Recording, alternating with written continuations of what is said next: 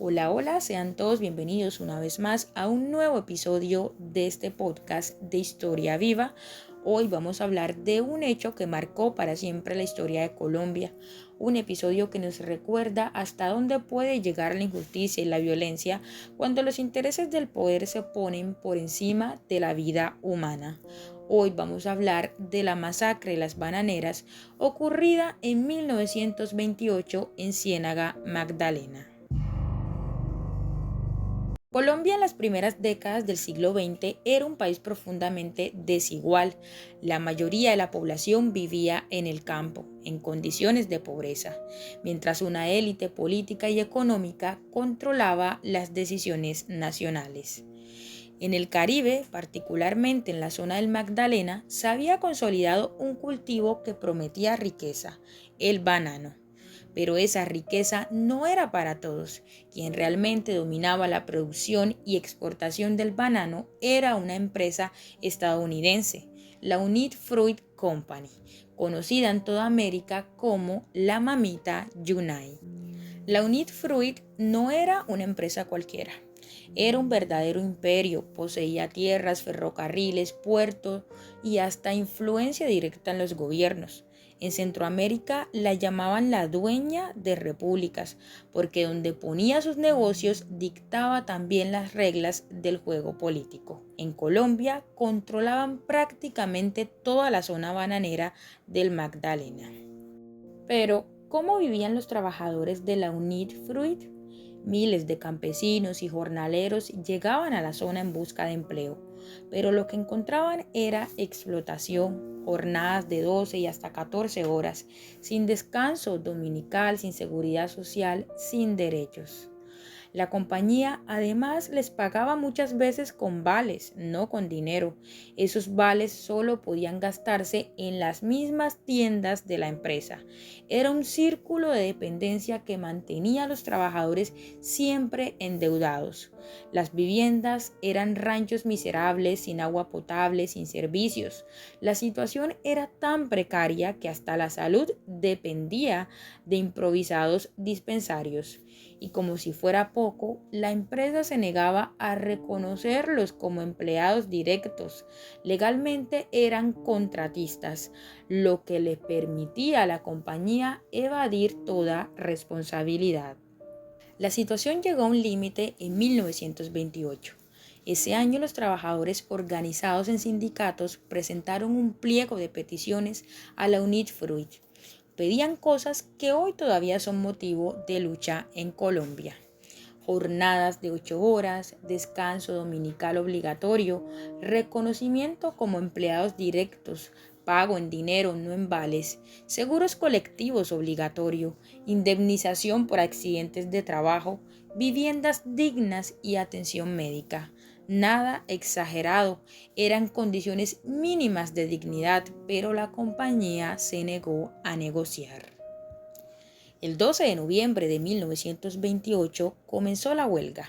Fue masiva.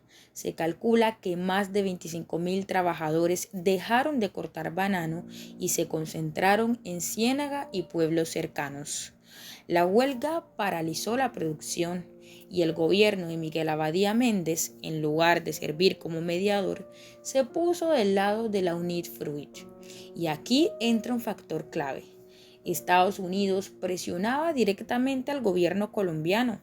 Había rumores de que si no se controlaba la huelga, marines estadounidenses desembarcarían para proteger los intereses de la compañía. Y llegamos a la noche más oscura. El 6 de diciembre de 1928, miles de trabajadores y sus familias estaban reunidos en la plaza de Ciénaga. Era una concentración pacífica. Había hombres, mujeres y niños. El ejército colombiano, al mando del general Carlos Cortés Vargas, rodeó la plaza. El general había recibido órdenes de restablecer el orden a cualquier costo. A las 11:30 de la noche, después de dar un ultimátum que nadie escuchó claramente, las tropas abrieron fuego contra la multitud. Dispararon sin distinción, cayeron hombres, mujeres y hasta niños. La plaza se convirtió en un caos de gritos, sangre y cuerpos. Hasta hoy, la cifra real de muertos sigue siendo un misterio. El gobierno conservador de la época habló de 9 muertos. Otros informes oficiales mencionaron 47. El general Cortés Vargas en sus memorias reconoció algunos centenares, pero la memoria popular y luego Gabriel García Márquez en Cien años de soledad hablaron de más de 3.000 muertos. Lo cierto es que los cadáveres fueron retirados rápidamente. Algunos testigos aseguraron que los subieron en trenes y los arrojaron al mar para borrar la evidencia. Los historiadores han debatido mucho sobre la cifra. Eduardo Posada Carbó sostiene que los números fueron inflados con fines políticos y que la cifra real estuvo en decenas, no en miles. Herbert Brown coincide en que probablemente fueron cientos, pero no miles, y Catherine Legrand y Mauricio Archila señalan que más allá del número exacto, lo importante es reconocer que fue una represión brutal contra una protesta legítima. En todo caso, el hecho de que el Estado dispare contra su propio pueblo ya es suficiente para hablar de una masacre. Pero estos hechos no solo quedaron en la memoria de los testigos. Años después, Gabriel García Márquez la inmortalizó en Cien años de soledad. Allí narró cómo más de 3.000 trabajadores perdieron la vida y sus cuerpos fueron borrados de la historia. Aunque la cifra fuera literaria, el mensaje era claro. El poder intentó esconder el crimen, pero la memoria del pueblo lo mantuvo vivo. Políticamente, este acto fue un punto de quiebre.